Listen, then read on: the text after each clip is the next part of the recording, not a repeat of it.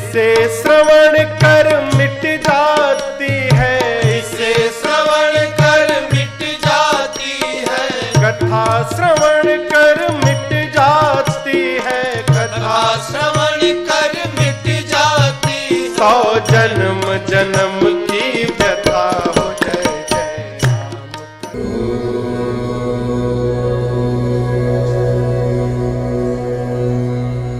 देखिए, हम लोग भगवान का संग करें और अपने जीवन को भगवान में बनाएं, प्रभु में बनाएं, अपने आप को भगवान को समर्पित करें। कहते हैं कि अगर भगवान को चाहिए तो भगवान हमारे स्तर पर नहीं आएगा, हमें उनके जैसा बनना पड़ेगा, तब काम बनता। तो गोस्वामी जी के विचारों के हिसाब से जब रावण के और राम की लड़ाई हो रही थी, फिर राम जी ने 21 बाण मारे विभीषण जी के कहने पर। एक नाभि में जो अमृत कुंड था उसे सुखाने के लिए, और 10 बाण उनके सिर में और 20 बाण उनके भुजाओं में, ऐसे 31 बाण मारे गए, जिनके द्वारा विभीषण जी का अंत हुआ, रावण का अंत हुआ। तो इसलिए इनको कैसे समझा जाए, इनको समझने के लिए हमें आपको अपने अध्यात्म जगत में जो हमारे मोहमयी वृत्ति हैं, ये 10 इंद्रियां और इनके विषय और इनके भोग स्थान जो होते हैं, जो इंद्रियां हैं वो इनके सिर हैं जिनसे हम आनंद लेते हैं, और इनके भोग और स्थान तो कैसे समझेंगे? जैसे आंखें हो गई, दृश्य, दृश्य हो गया और आंखें हो गई, और दृष्टा हो गया देखने वाला, 3 चीजें हो गई। तो जो तीनों को संयमित कर लेता है पुरुष, जो संयम के द्वारा अपने आप को रोक लेता है, अपने विचारों को, अपनी दृष्टि को और वो दृश्य को, तो उसका संयम मजबूत होता है, वो ज्ञानी हो गया। ज्ञान माने राम, राम आ गए, वो समझ गया, नहीं चल पाए। तो जब हम ध्यान में बैठे हैं, ध्यान की प्रक्रिया में या नाम की प्रक्रिया में, तब हमारी इंद्रियां चंचल हो जाती हैं, जगत के सुखों में भागने लगती हैं।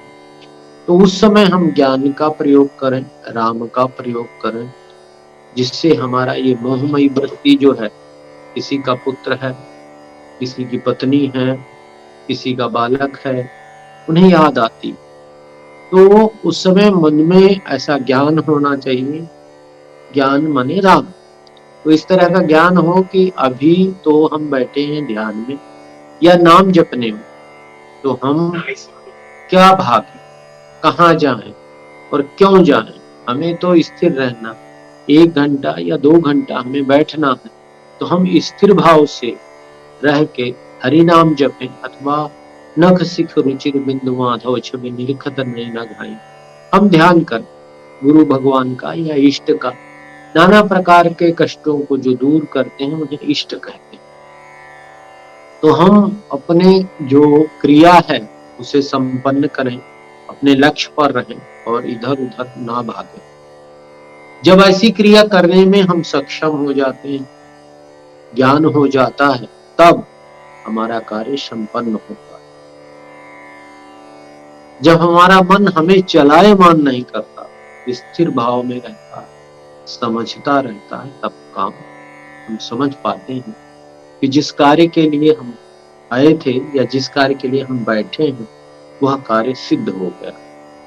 तो रावण जो मोह की मई वृत्ति है, जो रमण कर रही थी, रावण का मतलब है रमण करने वाली वृत्ति, हमारी जो इंद्रियां हैं वो मारी जाती है, उनका संयम होता। और लंका जो कहते हैं बपुस ब्रह्मांड सुप्रवती लंका, बपु माने ये शरीर, इस शरीर में ही हमारे विचार, पहले तो हमारे इस शरीर के संबंधियों में विचार लगे रहते, इसके बाद इस शरीर में लग जाते हैं, इसकी शरीर की सुख सुविधाओं में लग जाते हैं।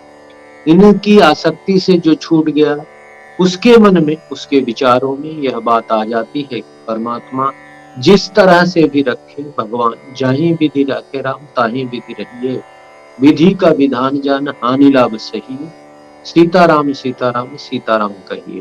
तो इस तरह के भाव विचार में जब हम ओतप्रोत रहते हैं या स्थिर रहते हैं, तभी कार्य संभव। अब हम जब इस क्रिया को कर लेते हैं, तो लंका में जो राज्य रावण का होता, वहां राज्य होता है राम राज्य।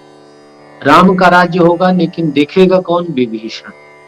विभीषण जी जीव को कहते हैं, जीव ही ईश्वर के अधीन हो जाए। ये जीव विभीषण पहले मोह के अधीन था।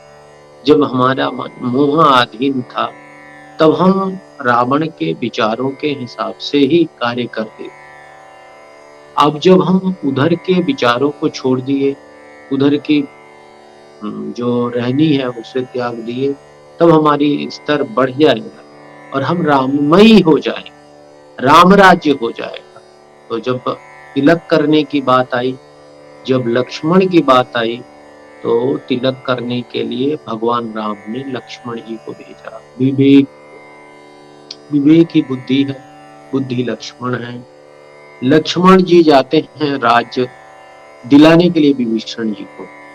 राम भगवान कहते हैं कि मैं चल तो सकता था, लेकिन मैं अभी वचनबद्ध हूं, मैं गांव शहर नहीं जाता। तो जो साधक है, तो साधक के हृदय में ये बात रहनी चाहिए कि जब तक वह अपना कार्य सिद्ध न करे, तब तक वह विचारों से शहर गांव देहात ना जाए। विचारों में उसके बहुत संयम होना चाहिए, विचार हमारे बिल्कुल शुद्ध होने चाहिए, सही होना चाहिए, तभी काम सही हो जाए। तो ऐसे विचार के साथ जब विभीषण जी के राज्य दिलाने के लिए लक्ष्मण जी पहुंच गए, फिर लक्ष्मण जी वहां पर राज्याभिषेक करवाए, विभीषण जी को स्थापित किए। तो विभीषण का स्थापित होने का मतलब है कि अब हमारा जो शरीर है, इस शरीर का राज्य राम राज्य के रूप में रहेगा। अब हम ध्यान करेंगे, नाम जपेंगे, तो हमारा अभ्यास हो चुका है। जो कार्य करने में मुझे घंटों लगते थे, वह कार्य करने में अब मुझे 5 मिनट लगेंगे, क्योंकि मेरा अभ्यास बन चुका है। जब हम नाम जपते हैं, मन भाग देता, मन कहीं और रहता है। हमारे माला तो कर में फिरे, जीव फिरे मुख माय, मनवा तो चहुदिस फिरे, ये तो भजन ना। तो भजन कैसे करें? भजन का मतलब होता भगे ना, मन भगे ना, या कहते हैं भजयाम सो भजन, मतलब भागते भागते जब इति हो जाए, अंत हो जाए, उसे भी भजन कर। मन को हम दो तरह से रोक सकते हैं। एक स्थिति है कि हम मन को रोकें और उस कार्य में लगाएं। दूसरा, उसे भागने दें, हम दृष्टा होके देखें, हम दृष्टा होके देखें कि हाँ मन तुम जाओ। क्योंकि मन चोर है, और चोरी करने वाला व्यक्ति को अगर कोई देखे तो वो चोरी नहीं कर सकता। तो इसलिए हमको आपको समझना पड़ेगा कि मन की चोरी को कैसे पकड़ें। मन के अंदर कपट, अंदर कुछ और बात है, बाहर कुछ और है। हम दिखावा कुछ और करते और रहते कहीं और। तो हमारा विचार परमात्मा के चरणों में लगा रहे, भगवान के चरणों में लगा रहे, इष्ट के चरणों में लगा रहे, और इस वाणी में राम नाम की गूंज उठे, ओम नाम की गूंज उठे, हरि नाम की गूंज उठे। अगर ऐसा करने में हम सक्षम है, तो हमारी साधना परमात्मा के अधीन हो जाए। अगर परमात्मा का संकेत हमें प्राप्त है, तो हम परमात्मिक संकेतों के माध्यम से अपने जीवन को उस परमात्मा के चरण शरण में समर्पित कर, ऐसे ही भाव विचार और साधना क्रम करते हुए हम लोग गुरु भगवान के चरणों में कोटि कोटि प्रणाम करते हुए